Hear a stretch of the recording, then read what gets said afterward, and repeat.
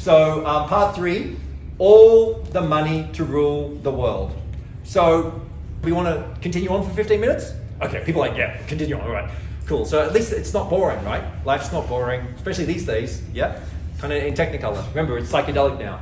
So, all the money to rule the world. Okay, current emotional state. I need money.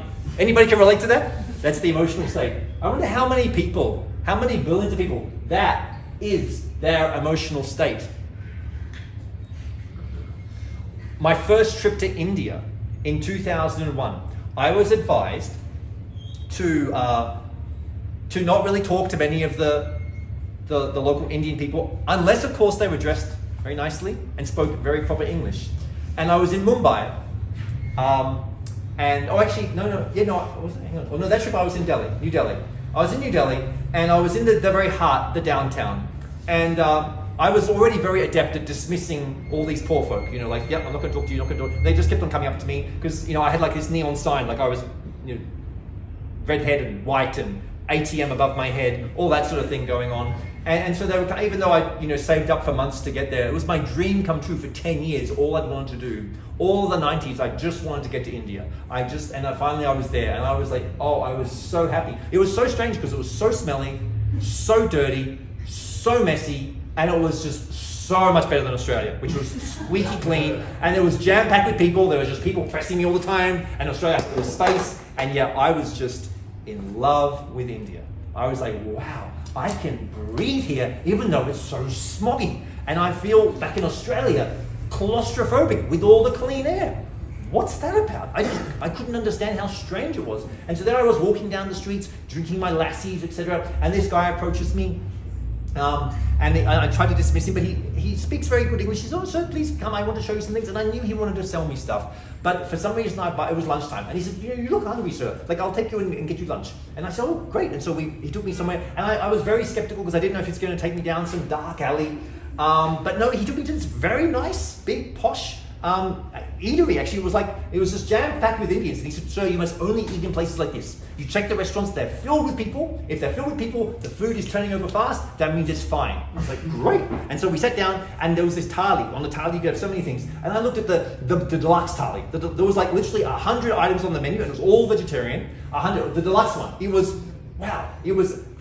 80 rupees. And I was like, what? And he said, yes, sir, get that one. And I said, oh, are you going to have that one too? He said, no, I'll have this one over here, it's my favorite one. I was like, oh, okay, great. And so he ordered them for me, and then they bring it out, and I have like 15 dishes in my thali. 15 little, and it was like, wow. And he only had 3. But I was like, oh. And I said, do you want to share some? Oh, no, I can't share anything. So I said, okay, no problem. And so then we're eating away, and he's telling me all about his life, and it's so great. And then I get full after, 10 minutes of eating like a tenth of it. And he's like, and he finishes all of his, because he just had like 2 chapatis and a little bit of curry, and he ate all of his up. And I said, hey, Ashok, I can't finish this. And he said, no, sir, it's fine. I said, but I don't want to go to waste. He said, no, don't worry about it. And so we just got up and left the food. And he didn't eat any of it. And he was very skinny, by the way, super, super skinny guy. And so then we go for a tour, and he takes me to some shops. And sure enough, I'm a bit hesitant, a bit scared, but we go down the alley, and sure enough, it's fine. He takes me into a shop. There's all these tapestries and robes and things, and I wanted to buy some, and I was thinking, well, I wanted to get some for when I go back home, a shawl, etc. This looks like good enough. I bet you I'm thinking he's adding something on top, he's got to deal with them, but who cares? Like, each one was like only 20 bucks. So I buy them all up, and then we go outside, and he's waiting for me. And sure enough, he's still at the front because he didn't go in. And then he says, sir, shall we go somewhere else now that you've got everything? I said, okay. And so we go to a park, and he just starts taking me around. He takes me to his temple. And as the day goes on, he starts saying, wow, you're so nice. And I'm like, oh, well, thank you. And he said, no, you're actually really genuine with me. And then he starts telling me about his life and how he's got his 3 kids and how he's got his wife. And they've got their in-laws, and how they all live in a little room, and how they live 3 hours out of town, and how every 2 months they get kicked out of their apartment. Every 2 months. And how he has to work 3 jobs, and his eyes are so red, and he says, but sir, I just can't sleep because I have no time to sleep. I have to work my 3 jobs because that's my rent. And I said, well, what do you earn? He said, well, my rent is 2,000 rupees a month. And I said, how much do you earn? He said, I earn 2,000 rupees a month. I said, okay. And then he said, but my dream, I said, what's your dream? He said, my dream is to have one of those little rickshaws, those pedal-powered rickshaws. I said, wow. And I said, how much are they? He said, sir, they're like 10,000 rupees. I said, well, how long are you ordered one? He said, for 10 years. I said, how's the saving going? He said, oh, so it's very hard to save. I cannot save very much. And I said, I'm like, well, I wonder why. Like, and so he explained, I'm thinking through, I'm like, okay, so hang on, what's 10,000 rupees? Oh, it's like 200 Aussie dollars. 200. Oh, I make $200 an hour. I'm like, okay, hang on. So this guy, like, I make something in an hour, and his dream for a decade is have my hourly wage. That's his dream. His dream is 1 hour of my life. So I said, hey, how about I go to the ATM? And he said, no problem. I said, I've got some more things I want to buy. And so I go to the ATM, I just take it out. And then we go and sit down somewhere, a little park, and the women are coming up with their little babies, and because their baby's there and they're starving, and they're like, I'm brushing them off because there's too many people coming, and I'm sitting there, and I said, look, chocolate, I reach in my pocket and I pull out this crazy big wad of, just hand it to him, and he's like, whoa, imagine getting a crazy big wad of cash, and everybody's eyes lights up and go, wow, this is the real thing. I want some of that. So that's what it does to people. It like does something to their brain when they see this psychedelic substance that they're so desperate to get. And so he says, I have no tears. I have no tears because I'm so dry inside. I have nothing in me, and you must be an angel sent from heaven. And I said, Ashok, you are not to do anything else with this, not for your family, just to buy you this rickshaw. And so we have our day together, I leave him, and for the months and years to come, he would call me, just thanking me profusely. Anytime I come to Mumbai or Delhi or whatever, he'll be there to pick me up. But then I'm asking how it's going. He said, oh, well, sir, my back is so sore now. I've got this broken, my back is being broken because of this pedaling so much. And we're laughing, we're like, wow. So his dream became his new nightmare. It's really something. It's really something to contemplate, all of these things. And so all this travel and going and looking, because I go back to Australia into the fancy life where everything was squeaky clean and delightful, and yet it was anemic. It was so sterile. And I go to India every year like I was thirsty. I was desperate for India. I wanted some reality. A reality check, please. Reality check. So that's what I'm trying to do today. Reality check. So that emotion of, I just want money. Well, what about Warren Buffett? He knows a lot about money. If you can't control your emotions, you can't control your money. Well, okay, but what about that guy back in India? Was he controlling his emotions? Was he controlling his money? It's kind of easy for Warren to talk about. What else does Warren have to say? If you don't find a way to make money while you sleep, you will work until you die. Well, I guess Ashok back in India knows all about that, right? Highly unlikely that he's still alive 20 years down the track.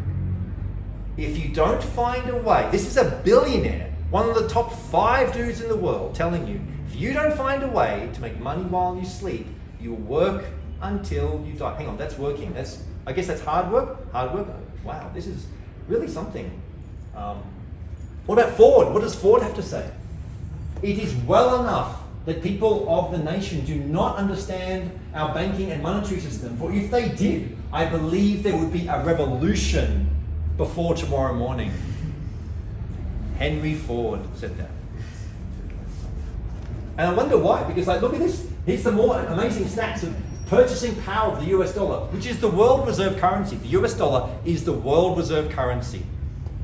And the purchasing power of $1, look at that's the power of $1 back in 1913 when the Federal Reserve was set up. And hang on, then in 1933, FDR's, that's the president back then, FDR's executive order makes it illegal to hold gold coins and bullion or certificates. Illegal. They came to your home and they took away any of your gold. The government that's you voted in, that's meant to enable you, took away everybody's gold in the US. It was illegal. Gold was illegal. And then in 1944, just before the Second World War ends, the Bretton Woods Agreement, when all the key heads of state and the banking groups come and meet up, and they decide that the world's currency would be the US dollar. At the time, yes, backed by gold.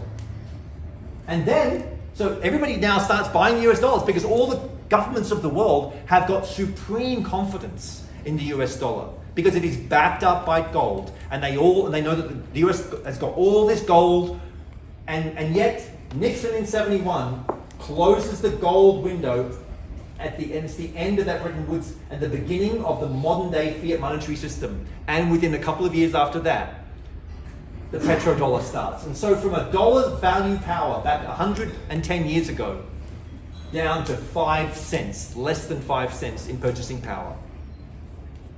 That's what happens with a fiat currency when they want to print it into infinity with their QE, quantitative easing. It's a way of robbing people's money, is what it actually is. So maybe the dollar needs a bit of help. So, but what else? What does Nixon have to say? Because he publicly, we say one thing and actually we do another. The important thing is that we maintain plausible deniability. That's the important thing. Thanks so much, Nixon. What else? So what was the next little step that he did? So the rise of the US economy after the World War II, it became the world's powerhouse. Gold for dollars. So instead of gold, people were happy to have dollars because it's backing the dollars. And then basically things started to go off the rails. So that's why they moved over into oil. So in August 15, 1971, the president, that's actually just that's 1 week before I arrived. So interesting that the world of the monetary system changed 1 week before I got here. President Nixon changed the game completely. They announced the end of the US convertibility for gold, making the US dollar and other global currencies almost floating currencies. Floating. That means their value could go up or maybe down. The rest of the world currency depended upon the US dollar, and that started to decrease after that. But then the US wanted to increase the demand for the US dollar, so that's what they had to do. They had to rig the system. They had to do something different for the US dollar to have some other means, and so they introduced oil for dollars. And what this actually did is the benefits of the petrodollar system that they implemented was global demand for dollar. Artificial demand for dollars was created by providing incentives to countries that conduct oil trade to dollars. Demand for dollars increased, permission slipped to print dollars. More dollars start getting printed. Global demand for US debt securities. Recycle petrodollar by encouraging investment of profits made from the oil sales in US debt securities. Money comes back. Dream come true for countries like the US that has huge expenses. Distorts the true demand for debt securities. Hence, an artificially low interest rate, maintained that will vanish once the petrodollar collapses. Buy oil and domestic currency. The US's consumption of oil is greater than its domestic supply. Hence, US buys oil from other countries using dollars that it can print at will. It has an inexhaustible supply of dollars that it can buy oil. Cause an increase in demand for dollars and debt securities by oil buying from all those countries. And then what the intelligence community knows is the petrodollar. Look at the dollar surge, the printing after that. Oh my goodness. The most traded currency by value in the whole world is the US dollar. You always want your currency, the one you've made, to be the most needed and traded.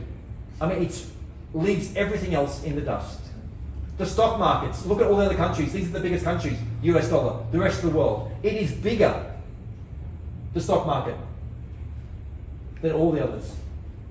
The Federal Reserve are privately owned. It's a privately owned, apparently Rothschild's central bank cartel of some, I'm not saying that's what, this is a little meme I picked up, that charges tax-paying payers interest on the money they print out of thin air.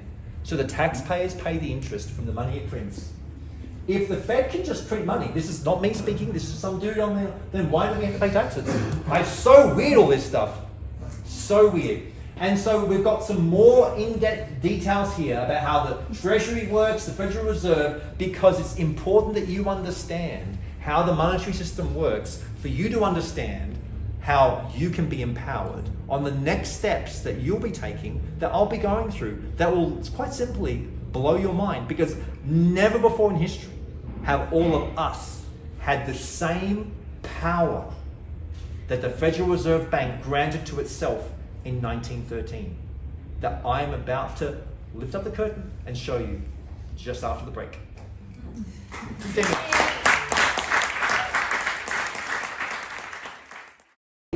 Here we go. Now, you know, this is some of the most dense material, and to be honest, I find it actually quite confusing myself, the way that they've put all this together. So we're reconvening now about in the section on all the money in the world.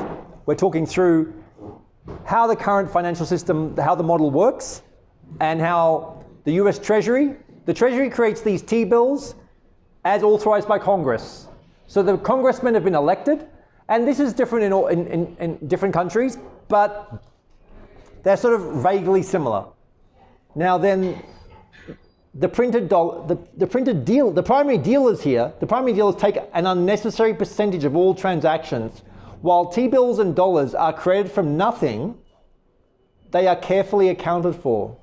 So there's nothing backing any of this money production, and there's no accountability, or there is accountability because it has to be authorized in Congress, but they usually just make an announcement, and most people are either, they don't really understand it, or they're bored, or whatever, so it just goes through. The Federal Reserve runs the US dollar system. So the Federal Reserve is a privately run, it's not even a bank, it's just a company. Imagine a company that's not elected, that's able to produce all the currency that is the underpinning of the whole world's economy.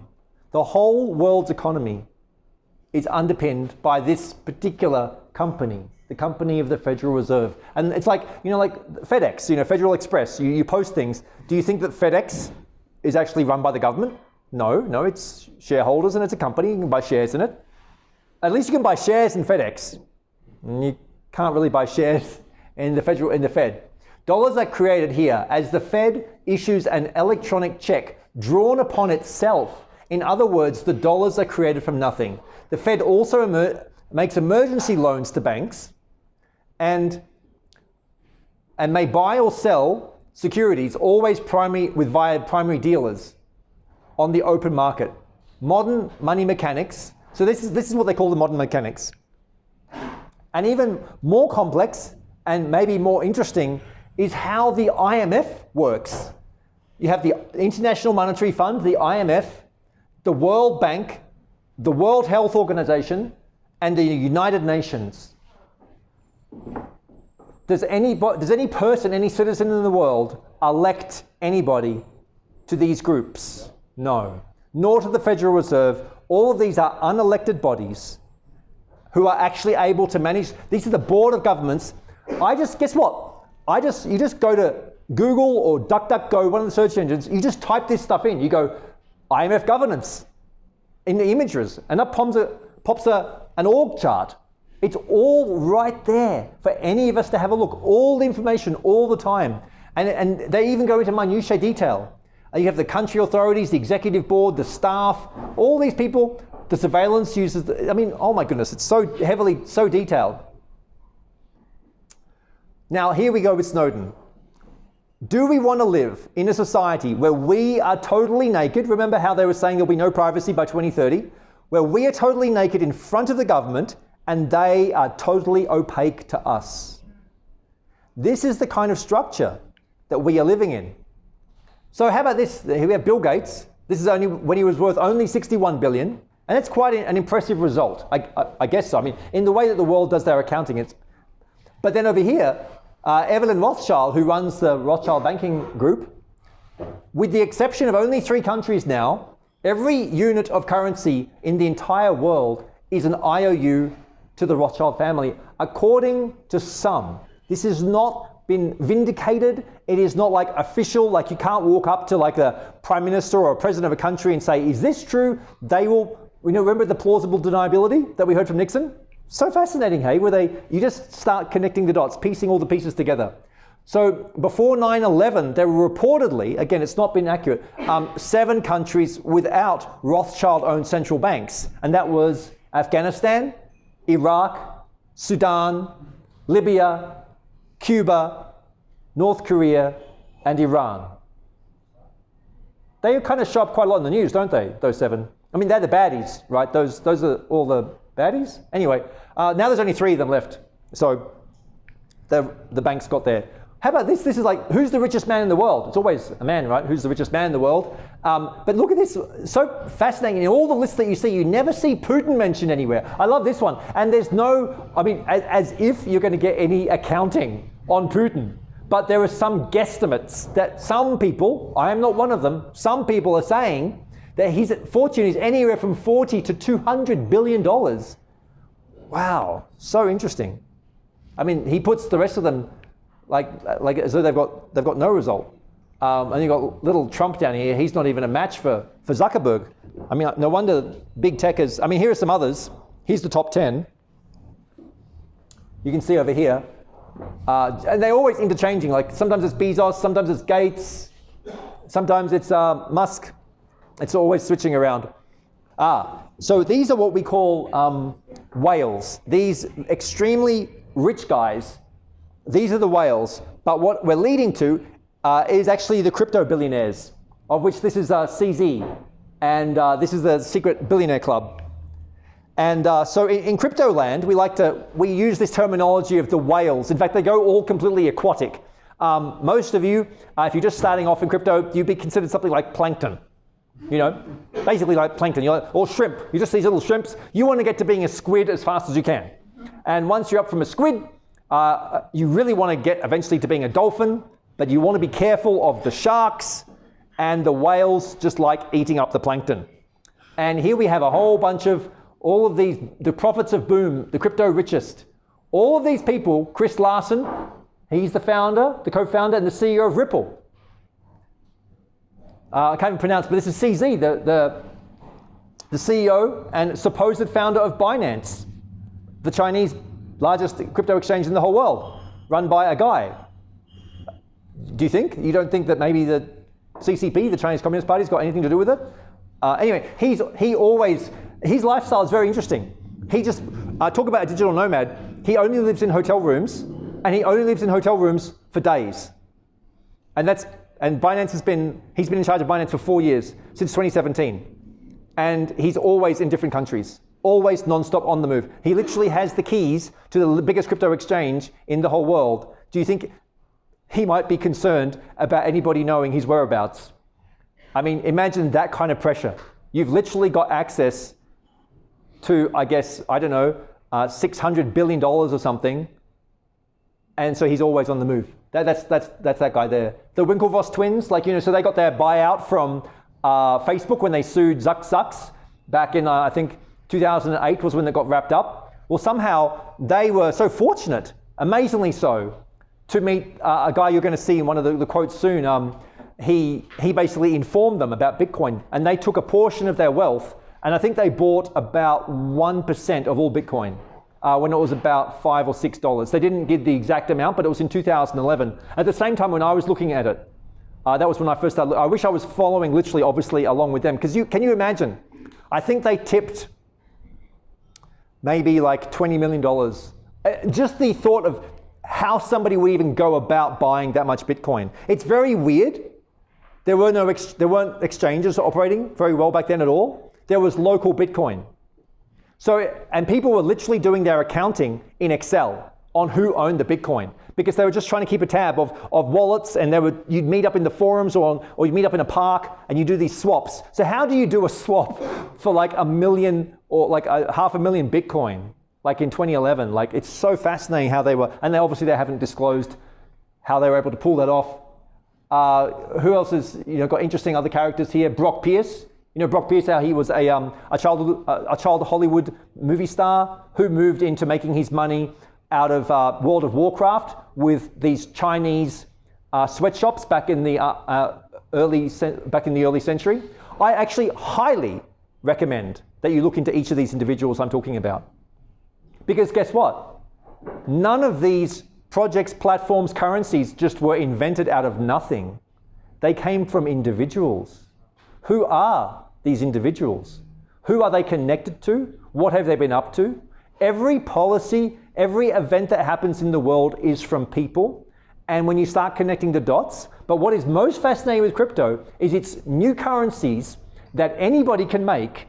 And now A huge portion of the banking infrastructure, even though it has not publicly come out and spoken on record, is deeply integrated with XRP, with Ripple, which was set up by this man, Chris Larsen.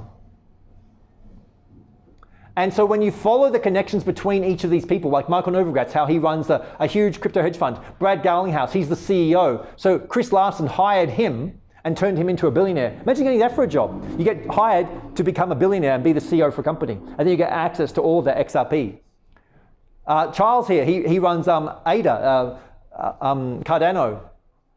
Dan Larimer, you know, basically he's set up so many massive billion-dollar projects on blockchain. This man here, Dan Larimer, they worked together. Brandon Blumman. They basically connected up with their buddy Block Pierce, and they built Block One and EOS. I have so much intel. I cannot remember. Everything I'm saying is incomplete. I have so many slides to share with you. I'm just giving you the crumbs. Barry Silbert, you know, how he runs Grayscale, one of the largest crypto hedge funds. These people, they declare, this guy, Vitalik Buterin, he set up Ethereum, but so strangely, he happened to go and sleep on the couch of XRP in their office when he was only, I think, 19 or 20. And an XRP Ripple, they'd already developed smart contracts and the programming of money, but they decided to shelve it and show it to Vitalik, who then took the information and built Ethereum. They took him into their private offices and they showed him smart contracts. And then he built Ethereum and launched it in 2015. You can dig online and read all of this stuff. This is a 20-year-old kid. What is going on with this stuff? He's like, how old is he now? 27, 28? I don't know. He's something very young. And he has billions. He has just, it doesn't even, you can't quantify. If you're in the core inner sanctum of Ethereum, which we'll be getting into. Tim Draper, you know, he runs a massive crypto hedge fund. How did he get started? Well, when Ross was, this guy called Ross, he was running Silk Road, which was the first major e-commerce platform for Bitcoin. And admittedly, yes, there was a huge amount of drugs being sold there, and everything was, there was a lot of illicit material. He's now serving 2 life sentences for running an e-commerce Bitcoin store. Right now, in prison, forever, and I believe he's in his 30s, 2 life sentences. This guy, and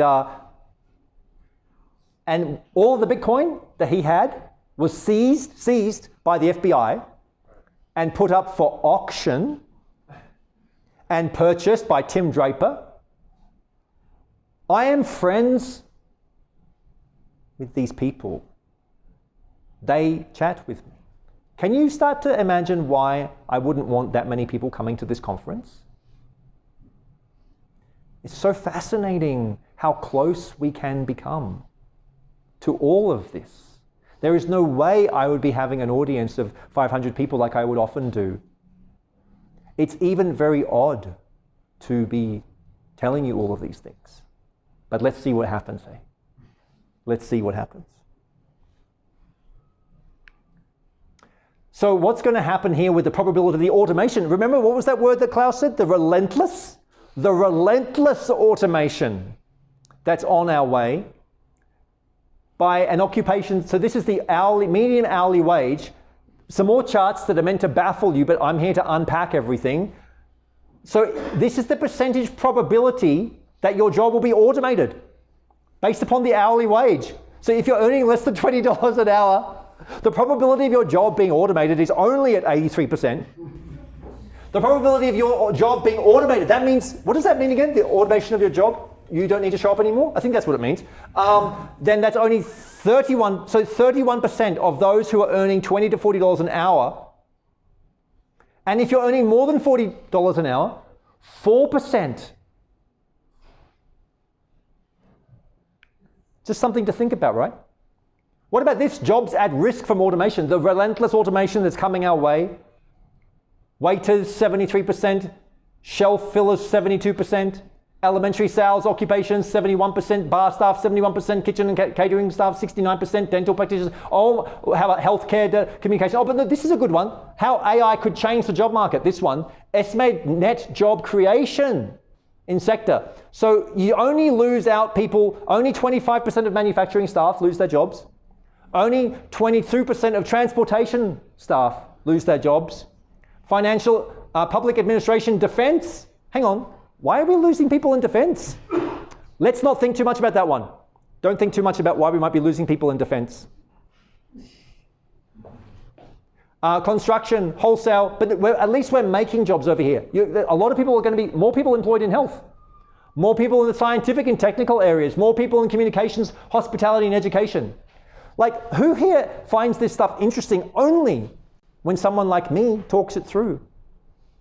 But otherwise, you're not scanning through Google or DuckDuckGo or researching. I mean, I'm not pointing to anybody. It's just that hardly anybody is looking at this to connect the dots about what the relentless nature might be headed our way. How about this one? Scenarios for automation adoption under the midpoint. Hang on, the midpoint scenario of percentage of work hours with potential to be automated, global, worldwide. Workers displaced under the midpoint automation scenario. So that's a 15-year period. So that's what, 2026, 2027? So you got 5 years before we hit the midpoint of 400 million people. Thankfully, that's only 5% of the world's population. Okay? But by the way, I don't know what percentage of the world's population is employed, like we're talking about here. Because I would estimate that if there's about, 7.5 billion people, you include the old people, the kids, let's just say like half of that would be like maybe 3 billion people are employed. Maybe I'm just making stuff up here. I don't even have the time to do these sort of stats. So if that was 3 billion, that means that, maybe 10 to 15% of the world's population, their jobs are taken out through automation, the relentless automation. That's going to be very good for us when we own nothing. So the future of money is digital currency, Bill Gates. But remember, keep in mind everything that Bruxelles said to you this morning as the context. Cryptocurrency, anything that is not actually fully decentralized is not a cryptocurrency. Listen to these people very carefully. Listen to all of the words that they say. Listen to what Klaus Schwab says. Listen to what Bill Gates says. Dissect them, not from their smiley face and what they're explaining to you, but digital currency. That is not cryptocurrency. But they've told you what the future is. And there is the growing focus on CBDCs. Who else gets excited or interested when they hear about CBDCs? I bet you almost none of you. And yet my ears perk up because I've been informed on the central bank digital currencies. Digital currencies, not cryptocurrencies, not decentralized. CBDCs can complement currency in circulation, enable diversified payment formats. See how good this sounds? They're handling diversified payment formats and allow for the exchange of tokens in central bank money. See, you read that and you half go to sleep. And inside you say, well, that sounds kind of good, I guess. And then you see over here on the chart, which countries are in the adoption path, paving the path to production. Hang on. Please pay careful note to the words used. Paving the path to production. That means more efficiency, more automation. That's what that means. Production. You need to be more productive in order for this to be unfolding. According to the World Economic Forum, why does the World Economic Forum keep showing up all the time? Why do countries, governments all over the world keep referencing everything that is in Klaus Schwab's book? Who elected Klaus Schwab? Who elected the World Economic Forum? Please contemplate these things. According to the World Economic Forum, about 40 central banks worldwide are experimenting with blockchain technology. They are experimenting. You know when you have a lab rat and you experiment with the lab rat? Is it good for the lab rat? Is the experiment helpful for the lab rat? No. So you experiment on blockchain. You see, you think, wow, that sounds kind of cool. Maybe they want to take all the good stuff that I like about blockchain and implement it in the central banks to make the central bank digital currency. Do you think that's what they're going to do? We just want to think about this stuff because here are all the banks. I find all this just by searching in DuckDuckGo. You just pull up which central banks are implementing this, and the one that has, there's only one that's implemented. The red one over there, the big red one. Now, who loves The Economist? The Economist. This is a very important publication.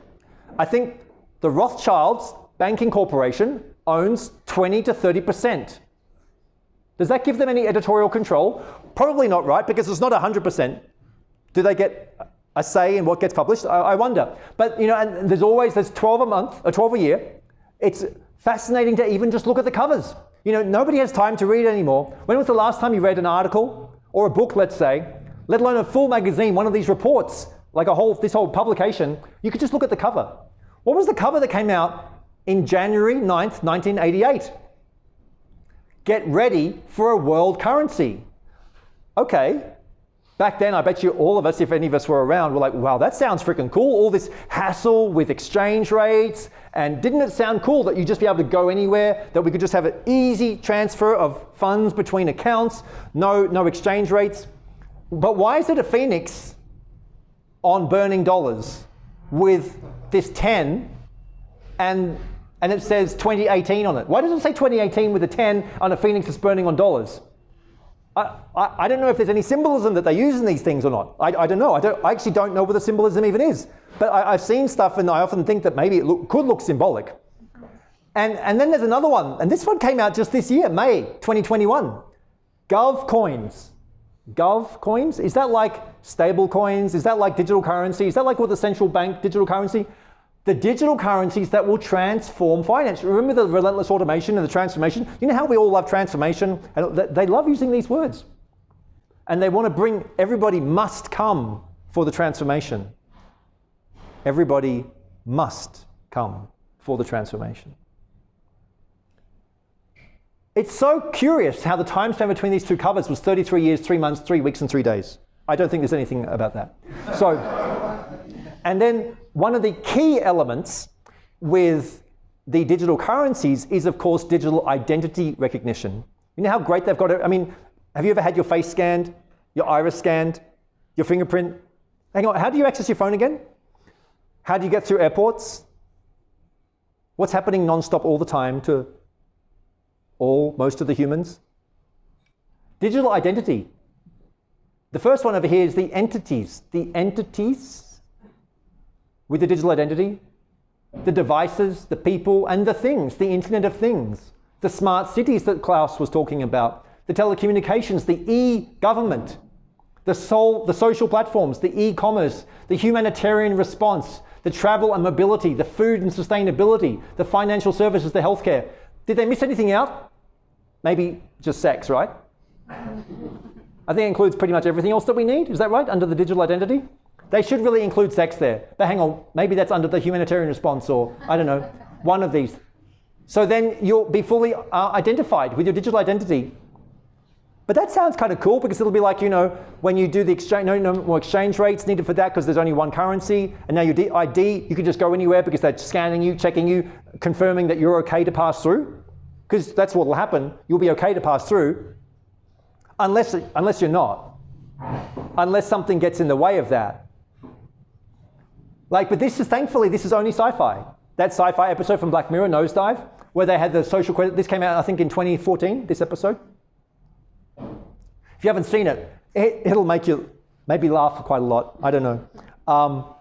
But then you go, okay, well, but I thought that was just a sci-fi episode. Why is China implementing a social credit score system, the game of life, where each citizen is assigned 1,000 behavior points, monitored to judge their behavior and rated accordingly, with hundreds and hundreds and hundreds of millions of cameras that can scan a face from, I think, like thousands of miles away, 5,000 miles away or something, can scan 10,000 people's faces in a nanosecond to track back on the social credit score that's linked to the WeChat in their hand to the bank that manages their money, so that when you're bad and you jaywalk across the road, and by the time your foot hits the other side, you've already been fined from the social credit and they've deducted the $50 from your bank account by the time your foot falls on the sidewalk, according to my friends, the people I know who are living in China, and they tell me about when that happened to them.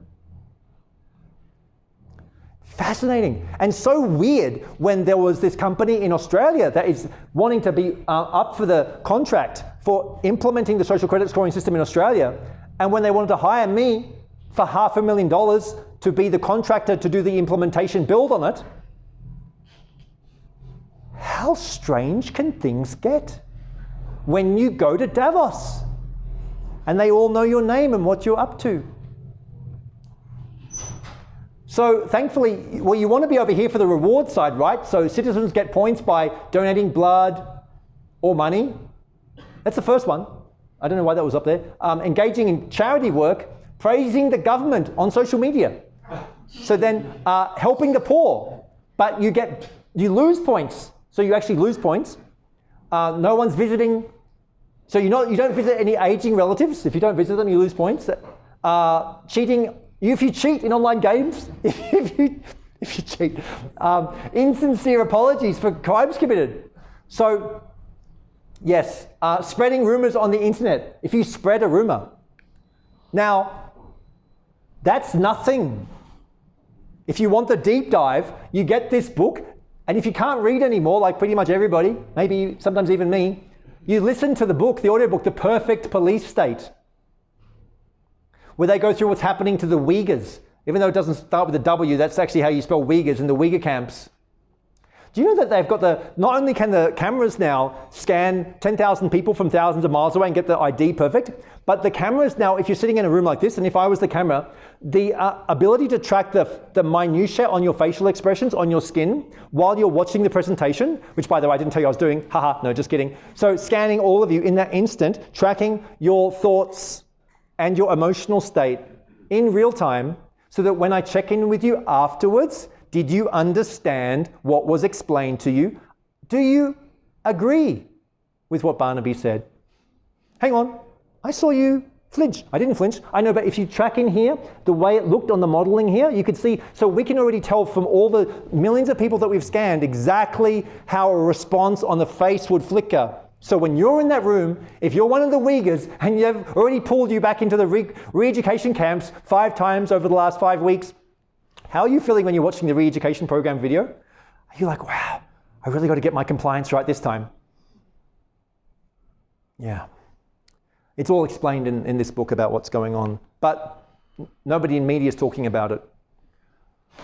So thankfully, we could have some kind of revolution on the way with finances, because remember, all power is dependent upon money.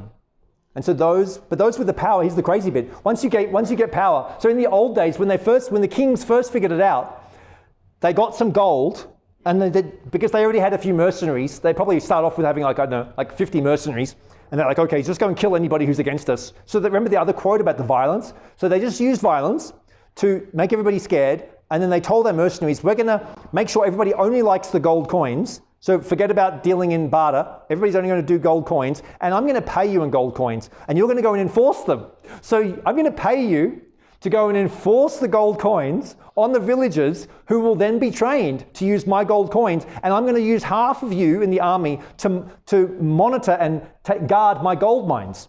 So I'm paying you to mine my gold mines and hiring you to subjugate the peasants so that everybody follows my decree. There's a perpetual loop there, isn't there? Because the incentive structure is to maintain the status quo. But thankfully, even this guy, Milton Friedman, who was an American economist, in 1976, he received the Nobel Memorial Prize for Economics. He must be a smart guy to get a Nobel Prize. I think the internet, so already, this is 1999. I think the internet is going to be one of the major forces for reducing the role of government.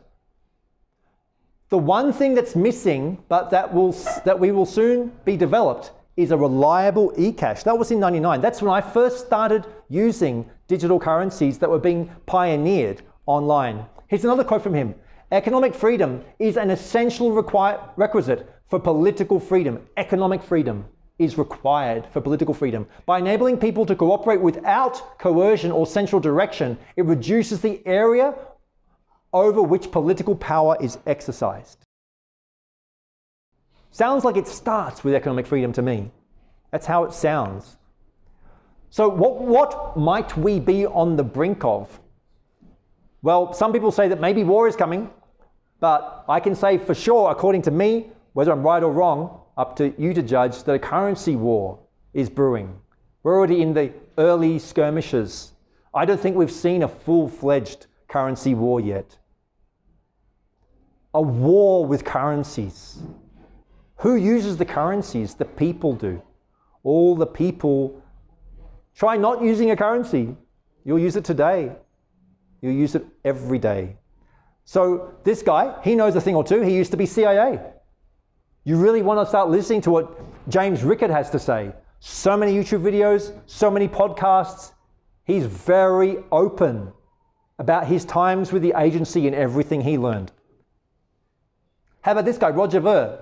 And when I realized that Bitcoin has the potential to undermine every government on the entire planet's ability to wage war, I knew I had to get involved and start promoting Bitcoin full time. That's what he had to say. And he put all of his cash that he had at the time, or maybe most of it, I think it was about $100,000 into Bitcoin in 2010 or 2011. He's become a billionaire, and then he went on to try to destroy Bitcoin by copying it with Bitcoin Cash. You see, the people, it's the people. Roger Ver's power. He was imprisoned in the United States, and then he was let out after he finished his sentence, and then he went on and made a bit of money from a little business. All of this is in the forums on BitcoinTalk.org. You just go to the forums, you can go back and look at his first posts, the runs he wrote asking how to buy Bitcoin in 2010. And then he became a billionaire, and then he tried to destroy Bitcoin and make Bitcoin Cash. They used to call him Bitcoin Jesus. Then he fled to Japan, and that's where he hides. And I haven't heard much from him for years. So interesting, right? Who these people are. This is so deep. I find it fascinating. I love looking at it. How about this quote from Albert Camus? The only way to deal with an unfree world is to become so absolutely free that your very existence is an act of rebellion. It's powerful stuff, eh? I find it so.